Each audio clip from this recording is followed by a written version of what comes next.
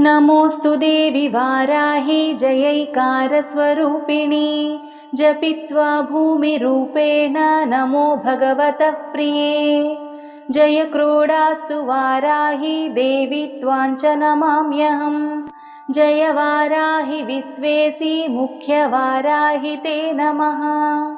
मुख्यवाराहि वन्दे त्वम् अन्धे अन्धिनि ते नमः।